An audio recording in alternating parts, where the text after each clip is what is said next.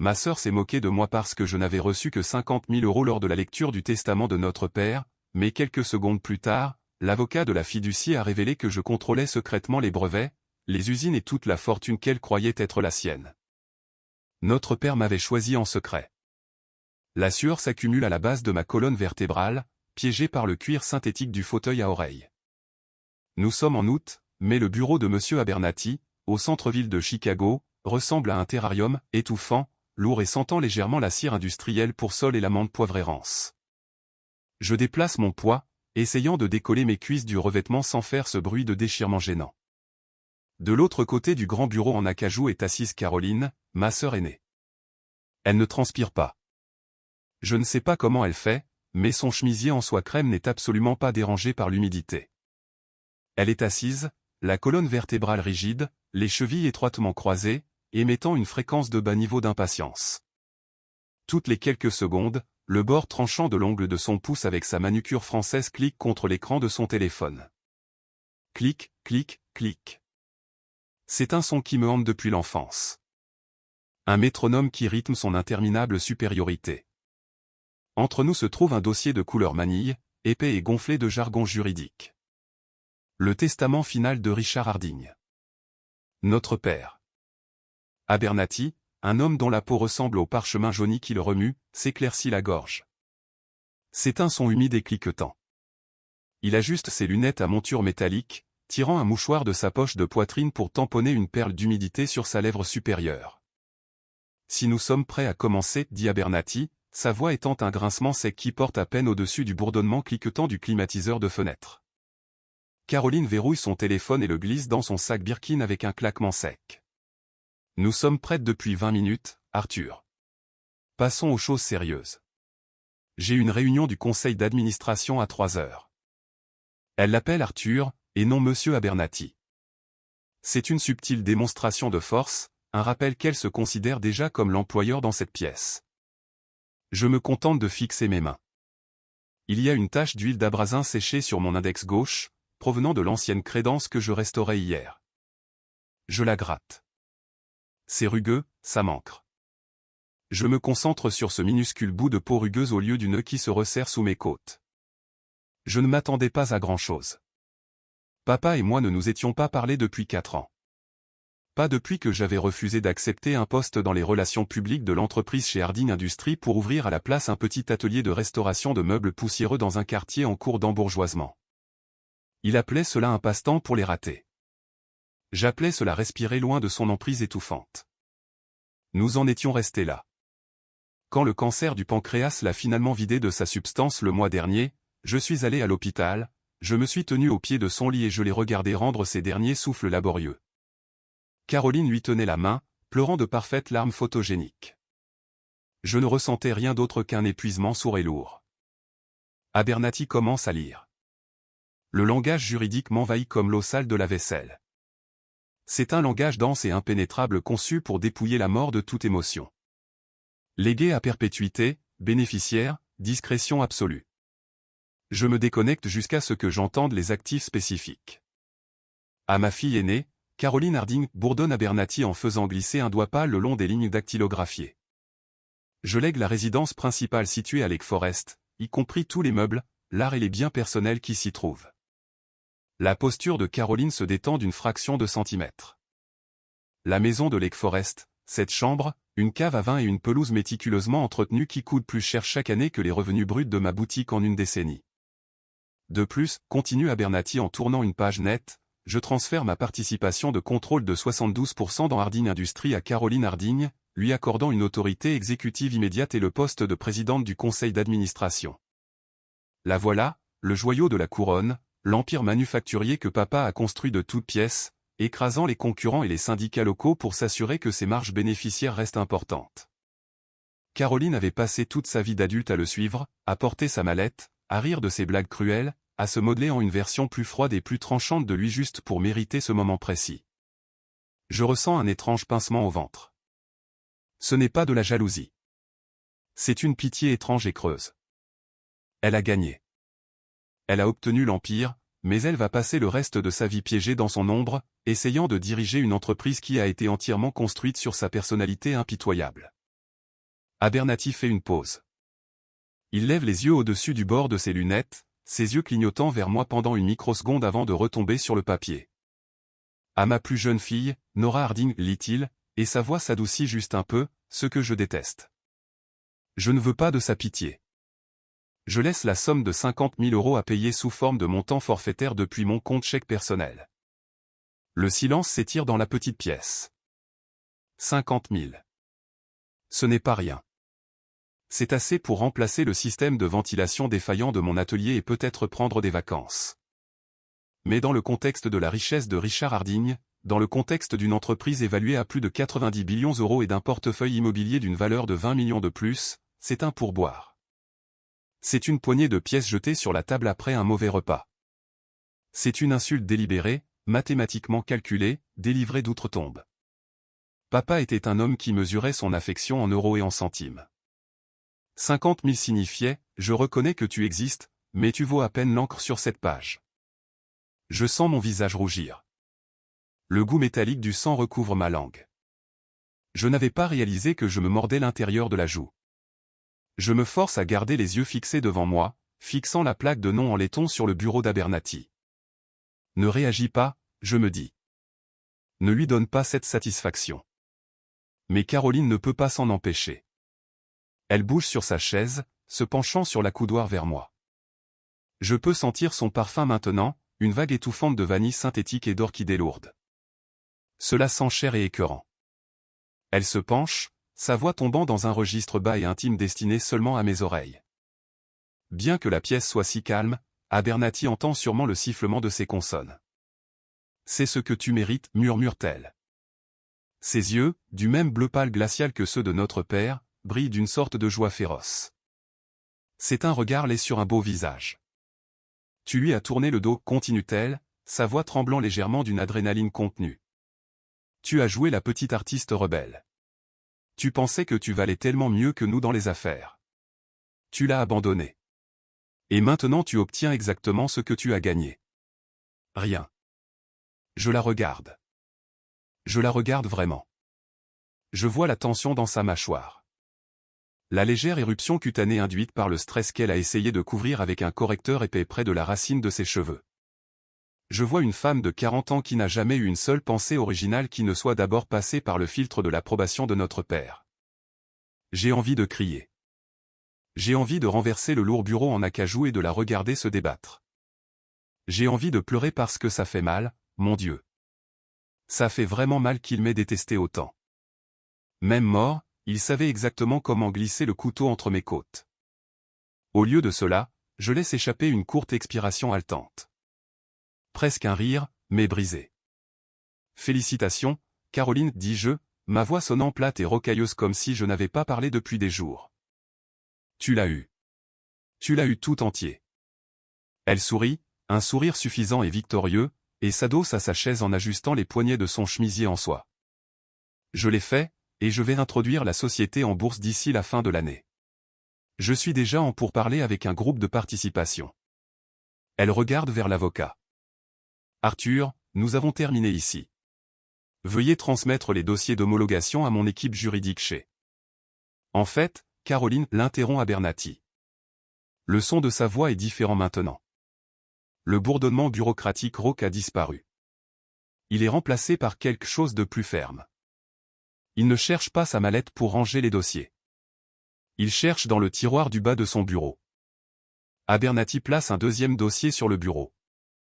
Celui-ci est épais, relié dans un dos juridique bleu foncé et scellé par un lourd morceau de ruban rouge.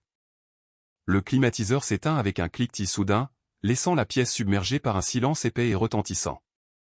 Tout ce que je peux entendre est le tic-tac frénétique de l'horloge grand-père dans le coin. Nous n'avons pas tout à fait terminé, mademoiselle Harding, dit Abernathy en regardant directement Caroline. Le sourire victorieux de Caroline vacille juste sur les bords. Que voulez-vous dire? Vous avez lu le testament. Les actifs sont distribués. J'ai lu le dernier testament et les dernières volontés concernant la succession à homologuer, dit Abernathy, ses mains reposant à plat sur le dossier bleu. Il a l'air plus vieux soudainement, épuisé par le poids de ce qu'il est sur le point de déclencher.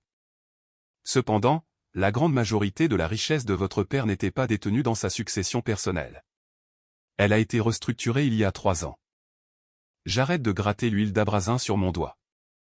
Caroline se redresse, la soie de son chemisier bruissant bruyamment. Restructurée en quoi?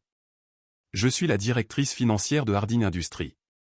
Je sais exactement où se trouve chaque centime de capitaux propres. Vous savez où se trouve le capital d'exploitation, corrige doucement Abernathy, bien qu'il y ait une précision chirurgicale dans ses mots. Il brise le ruban rouge avec son pouce. Il y a 3 ans, après son diagnostic initial, votre père m'a chargé de créer une entité distincte. La fiducie de l'héritage Harding. Une fiducie, s'exclame Caroline, sa voix devenant plus aiguë. Très bien. Un abri fiscal. Peu importe. En tant que bénéficiaire principale et seule héritière de l'entreprise, je suppose que je suis l'administratrice. Abernathy ouvre le dossier bleu. Il ne la regarde pas tout de suite. Il trace une ligne de texte avec son stylo, prenant son temps, laissant le silence s'étirer jusqu'à ce qu'il devienne physiquement inconfortable. Je peux voir une seule goutte de sueur commencer à tracer son chemin le long de la tempe de Caroline, se frayant un chemin à travers son fond de teint parfait. Non, dit tranquillement Abernathy. Vous ne l'êtes pas. Il tourne lentement la tête et me regarde. Nora, dit-il, utilisant mon prénom pour la première fois. Vous êtes la seule administratrice de la fiducie de l'héritage Harding, et on vous accorde un pouvoir discrétionnaire absolu et exclusif sur ses actifs. Mon cerveau s'arrête. Les mots me frappent, mais ils ne s'assemblent pas en un sens cohérent. Je suis quoi, réussis-je à dire. Ma voix craque. Caroline laisse échapper un aboiement de rire sec et incrédule. Arthur, arrêtez. C'est ridicule. Quels actifs? Il vient de me laisser la maison et 72% de l'entreprise. Qu'y a-t-il dans cette supposée fiducie? Ces clubs de golf? Les voitures de collection? Non, Caroline, dit Abernathy, son ton complètement plat maintenant. Il fait glisser une page de résumé sur le bureau vers nous. Je baisse les yeux. Le texte est dense, mais plusieurs lignes en gras me sautent aux yeux. Brevet des États-Unis numéro 8 432 110.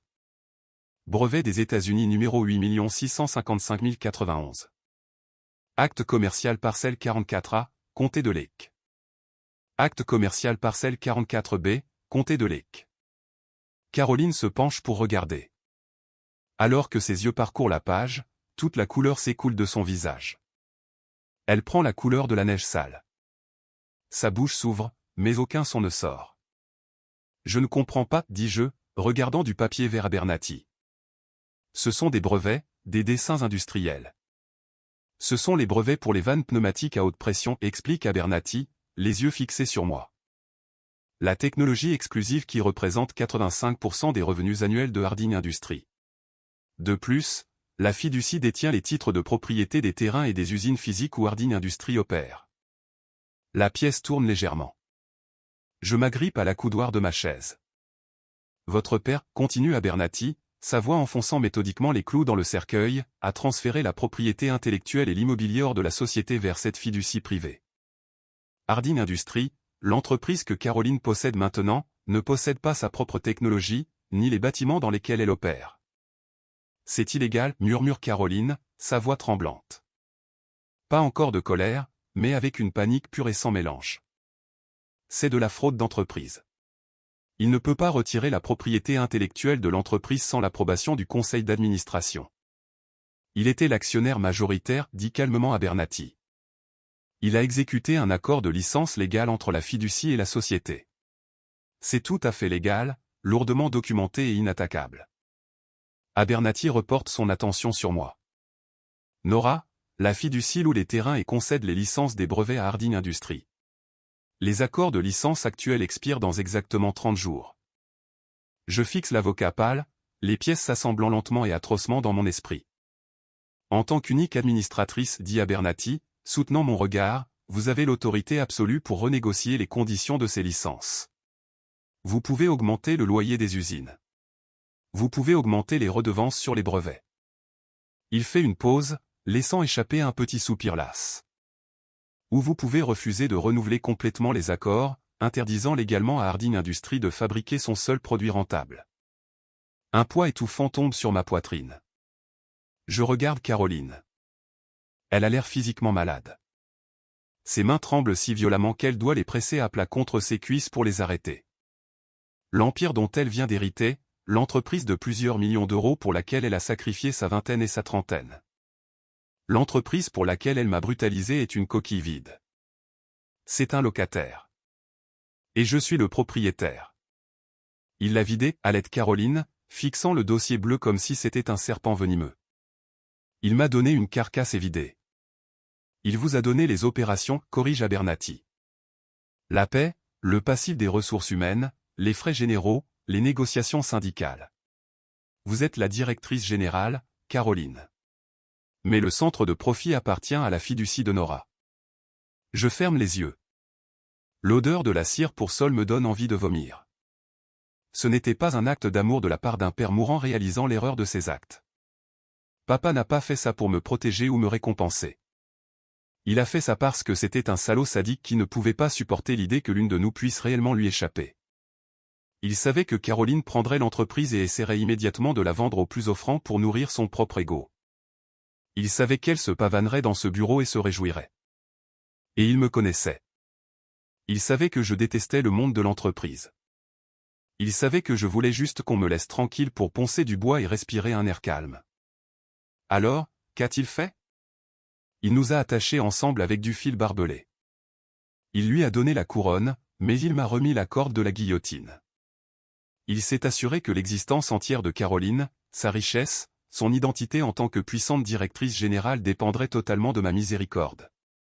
Et il s'est assuré que ma vie calme et paisible serait violemment déraillée par le fardeau de contrôler son destin. Il a fait de nous des gladiateurs pour son amusement posthume. Nora, dit Caroline. Sa voix est différente maintenant. Le vernis poli et suffisant s'est fissuré, révélant la petite fille désespérée et terrifiée en dessous. La fille qui pleurait dans son placard quand papa lui criait dessus pour un B- à un test de mathématiques. Elle se tourne vers moi. Ses yeux sont écarquillés, vitreux de larmes non versées. Nora, s'il te plaît, si tu retires les brevets, l'entreprise fait faillite en 6 mois. Je suis personnellement responsable de la dette opérationnelle. Il a utilisé la maison de Lake Forest comme levier pour couvrir les marges du dernier trimestre. Si l'entreprise échoue, je perds tout. Je fais faillite. C'est ce que tu mérites. Ses propres mots, prononcés il n'y a même pas 5 minutes, flottent dans l'air stagnant entre nous. Je peux encore sentir son parfum de vanille, mais maintenant il est mélangé à l'odeur aigre et acide de sa sueur. Je baisse les yeux sur mes mains, sur l'huile séchée, les callosités, les petites peaux arrachées. Des mains qui travaillent. Des mains qui reconstruisent les choses après qu'elles aient été brisées. Je lève les yeux vers ma sœur. Le silence s'étire, épais et lourd. Et pour la première fois de ma vie, j'ai toutes les cartes en main. Je sens un sombre et vilain frisson fleurir au creux de mon estomac. C'est un sentiment toxique et vindicatif hérité directement de l'homme que nous venons toutes les deux d'enterrer. Je me penche en avant, posant mes coudes sur le bureau en acajou, et je regarde dans ses yeux bleus paniqués. Parle-moi de cette réunion du conseil d'administration à 3 heures, dis-je tranquillement. Caroline tressaille. C'est un mouvement microscopique, une minuscule secousse de son menton, mais assise à 1 mètre d'elle, je le capte. La question flotte dans l'air, se mêlant à l'odeur de la cire pour sol. Parle-moi de cette réunion du conseil d'administration. Elle déglutit difficilement. Les muscles de son cou fin travaillent contre le col rigide de son chemisier en soie. C'est une discussion préliminaire, commence-t-elle, sa voix manquant de son tranchant métallique habituel. Elle jette un coup d'œil à Abernathy, cherchant une bouée de sauvetage. Mais l'avocat a croisé ses mains sur le dossier bleu, son visage étant un masque de neutralité pratiqué. Préliminaire pourquoi, je demande. Je n'élève pas la voix. Je n'en ai pas besoin. Le calme de la pièce travaille soudainement pour moi, amplifiant chaque syllabe. Une fusion, admet-elle, le mot ayant un goût de cendre dans sa bouche. Avec Vanguard Capital, une société de capital investissement. Il s'intéresse à notre division de vannes à haute pression depuis 1 an. Je laisse échapper un souffle lent et irrégulier. L'image devient d'une clarté absolue. Vanguard Capital. Ils sont tristement célèbres à Chicago. Ils ne fusionnent pas. Ils massacrent.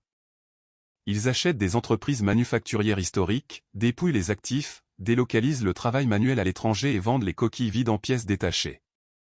Tu allais la vendre, dis-je.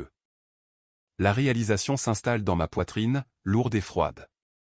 Papa meurt, te laisse les clés du royaume, et tu allais la revendre à des fonds d'investissement privés avant même que la terre sur sa tombe ne soit tassée. C'est une décision d'affaires sensée, s'exclame Caroline, un éclair de son ancienne arrogance perçant la panique. Elle se penche en avant, agrippant le bord du bureau en acajou, les jointures blanches. La fabrication dans cet état est un dinosaure, Nora. Les frais généraux nous noient. Les pensions syndicales sont une bombe à retardement. Vanguard a offert 95 millions € pour un rachat total. Je prends l'argent. Je conserve un siège au conseil consultatif de Vanguard. Et je pars les mains propres. Propre. C'est le mot préféré de Caroline. Elle déteste la graisse, le bruit, les mains calleuses des machinistes qui ont réellement construit la richesse de notre père. Elle voulait l'argent sans le désordre. Et papa le savait. Je regarde le mur derrière Abernathy. Il y a un portrait encadré d'un juge au visage sévère qui regarde vers le bas avec des yeux morts. Papa savait exactement qui il avait élevé. Il savait que Caroline n'avait pas son amour sadique pour le travail acharné, son obsession pour l'usine. Il savait qu'elle prendrait la première sortie lucrative qu'elle trouverait. Alors il a verrouillé les portes. Si les brevets ne sont pas inclus dans l'acquisition, dit Abernathy, sa voix étant un bruissement sec de feuilles d'automne, Vanguard Capital retirera son offre immédiatement. La propriété intellectuelle est le seul actif qu'ils veulent réellement. Un bâtiment d'usine et une main-d'œuvre qui se déprécient n'ont aucune valeur pour un rachat par un fonds d'investissement. Caroline se couvre le visage avec ses mains. Ses ongles parfaitement manucurés s'enfoncent dans la racine de ses cheveux. Un son bas et misérable s'échappe de sa gorge. Un gémissement de défaite pur et sans mélange. Quand elle laisse tomber ses mains, le correcteur épais s'est effacé, révélant l'éruption cutanée rouge vive causée par le stress sur son front. Elle a l'air d'avoir 10 ans de plus. Elle a l'air épuisée. Nora, écoute-moi, plaide-t-elle, sa voix tombant dans un murmure frénétique et haletant. J'ai déjà signé les lettres d'intention. J'ai emprunté massivement sur mes propres capitaux pour faire passer cet accord à travers les obstacles juridiques préliminaires. Si Vanguard se retire, la structure de la dette de Harding Industries s'effondre. L'entreprise est endettée jusqu'au cou. Papa l'a laissé comme ça exprès. Pour te piéger, dis-je doucement. Oui, elle le crie presque. Pour me piéger et pour te forcer à être la gardienne. Ne vois-tu pas ce qu'il fait? Il se moque de nous depuis l'enfer, Nora. Il veut que nous nous détruisions l'une l'autre. Si tu retires ces licences, tu mets l'entreprise en faillite. 300 personnes perdent leur emploi. Je perds tout. Est-ce ce que tu veux? Tu veux être la raison pour laquelle 300 familles ont faim juste pour te venger de moi. C'est bien joué. La supériorité morale. Elle brandit les ouvriers de l'usine comme des boucliers humains, espérant que ma sensibilité artistique et mon cœur tendre céderont. Je baisse les yeux sur mes mains à nouveau, la tache d'huile d'abrasin sur mon index. Je pense à mon atelier plein de courants d'air.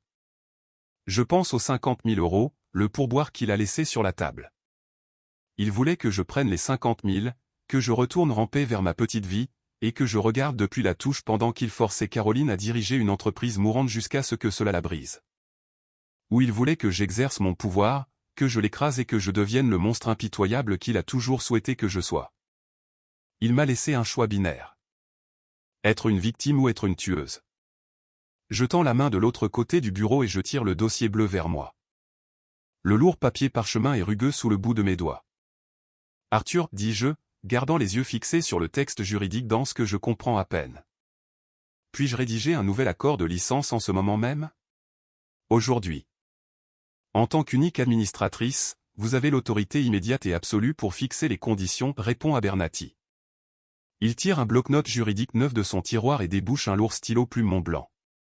Quelles sont vos instructions? Caroline arrête de respirer. Le climatiseur se remet à bourdonner. Un grondement mécanique bas qui remplit le silence. Je ne regarde pas Caroline. Si je regarde ses yeux terrifiés et larmoyants, je pourrais vaciller. Je me concentre sur la plume en or du stylo d'Abernathy qui plane au-dessus du papier jaune ligné. L'accord de licence actuel expire dans 30 jours, dis-je, ma voix sonnant étrangement stable. Elle ne ressemble pas à la mienne. Elle a l'air plus âgée. Nous allons le renouveler. Un terme de 10 ans. Irrévocable. Caroline laisse échapper une immense expiration tremblante. La tension s'écoule de son corps si vite qu'elle s'affaisse contre le fauteuil à oreilles. Oh, Dieu merci, souffle-t-elle. Nora, merci. Je le jure. Je m'assurerai que la fiducie obtienne un paiement équitable de la vente à Vanguard. Je m'assurerai que tu aies une part. Je n'ai pas terminé, dis-je. La froideur de mon ton l'arrête net. Je lève les yeux, croisant ses yeux bleu pâle. Ce sont les yeux de papa, mais en ce moment, la peur qui s'y trouve est entièrement la sienne. Je renouvelle la licence pour Harding Industries, lui dis-je, articulant chaque mot avec une précision douloureuse. Mais pas pour Vanguard Capital. Le nouveau contrat inclura une clause stricte de non-transférabilité. Si Harding Industries est vendue, fusionnée ou acquise à quelque titre que ce soit, les licences de brevets sont immédiatement révoquées et le bail du terrain est résilié. La bouche de Caroline s'ouvre. Tu ne peux pas faire ça.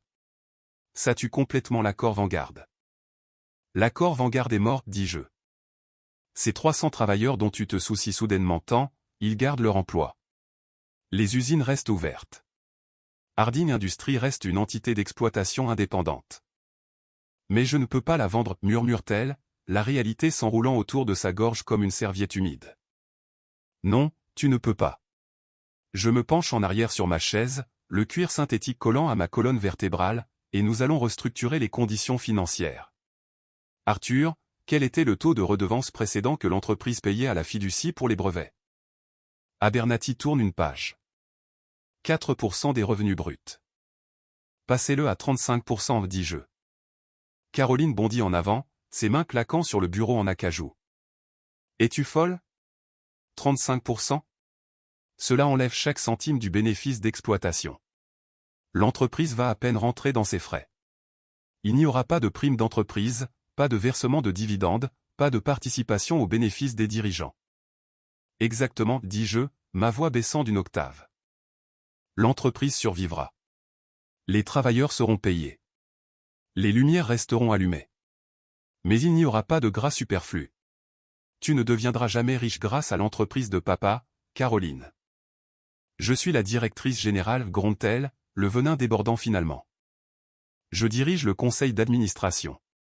Je vais voter une augmentation de mon propre salaire pour compenser cela. Je me tourne vers l'avocat. Arthur. Pouvons-nous plafonner la rémunération des dirigeants au sein de l'accord de licence? Lier le bail à un salaire maximum de la directrice générale? Les lèvres d'Abernathy tressaillent. C'est ce qui ressemble le plus à un sourire que j'ai jamais vu chez cet homme. C'est très inhabituel, mais oui, en tant qu'entité contrôlant le seul moyen de production de l'entreprise, la fiducie peut stipuler des clauses opérationnelles restrictives. Nous pouvons plafonner le salaire de la directrice générale au montant que vous jugez approprié. Plafonnez-le au salaire médian des superviseurs de l'atelier de l'usine, je dicte, sentant une sombre et lourde satisfaction s'installer dans mes os. Pas un centime de plus. Nora, tu le siffles Caroline. Des larmes de rage pure débordent finalement de ses cils, traçant des sillons dans son maquillage ruiné. Tu m'enchaînes à cette entreprise. Tu me forces à la diriger pour le reste de ma vie.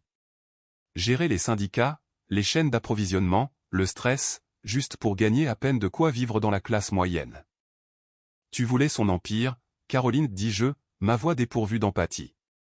Tu as passé toute ta vie à me dire que je ne valais rien parce que je ne voulais pas porter sa mallette. Eh bien, tu as eu la mallette. Maintenant tu vas devoir la porter. Je me lève. Mes jambes sont un peu tremblantes, mais ma colonne vertébrale est droite. Je baisse les yeux vers ma sœur. Elle agrippe les bras de sa chaise, les jointures blanches, la poitrine soulevée. Elle ressemble exactement à un prisonnier qui vient d'entendre la porte de sa cellule claquer. Tu n'es pas obligé de le signer, je propose, en montrant les notes qu'Abernathy écrit assidûment. Tu peux t'en aller tout de suite. Laisser l'entreprise faire faillite.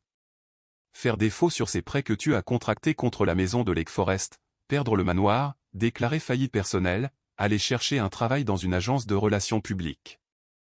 Je la regarde analyser les choix, la ruine ou la servitude, le même choix binaire exact que papa a essayé de m'imposer. Elle ne partira pas. Sa fierté ne la laissera pas être pauvre. Elle signera les papiers. Elle se rendra à cette réunion du conseil d'administration de 3 heures, annulera l'accord Vanguard et passera les 10 prochaines années à travailler 60 heures par semaine juste pour garder les lumières allumées. Entonnant 35% de tout ce pourquoi elle saigne directement dans une fiducie à laquelle elle ne peut pas toucher. Rédigez-le, Arthur, s'étrangle Caroline, fixant le bureau d'un regard noir. Elle ne me regardera pas. Faites-le envoyer à mon bureau d'ici 5 heures. Bien sûr, mademoiselle Harding dit doucement à Bernati. Je me tourne et marche vers la lourde porte en chêne. Ce n'est pas toi, Nora, crie Caroline derrière moi, sa voix chargée de venin et de larmes. Tu penses que tu es meilleure que lui? Tu es tout aussi vindicative que lui. Tu es exactement comme lui. Je fais une pause, la main sur la poignée de porte en laiton. Le métal est froid contre ma paume. Peut-être, dis-je doucement sans me retourner. Mais c'est moi qui tiens le stylo. Bonjour, je m'appelle Wilkins, le propriétaire et gestionnaire de Secret Court. Après avoir regardé la vidéo, lors de la lecture du testament, la sœur a dit, c'est ce que tu mérites. Puis l'avocat de la fiducie a parlé. J'aimerais vraiment savoir ce que vous en pensez. Qu'est-ce que cette histoire vous a fait ressentir? Ce qui m'a le plus marqué, c'est la tension entre la loyauté familiale et la vérité cachée. Parfois, les gens croient qu'ils savent déjà comment l'histoire se termine, seulement pour réaliser qu'ils n'ont jamais compris la situation dans son ensemble. Le moment où l'avocat a parlé a complètement modifié l'équilibre, et il est devenu moins question de vengeance et plus question de justice qui finit par rattraper son retard. Pensez-vous que la sœur a vraiment regretté ses actes à la fin? Et si vous étiez assis dans cette pièce, comment réagiriez-vous après avoir entendu la vérité? Merci d'avoir regardé Secret Court. Si cette histoire vous a tenu en haleine, n'hésitez pas à commenter, aimer et vous abonner pour plus d'histoires émouvantes et de rebondissements dramatiques.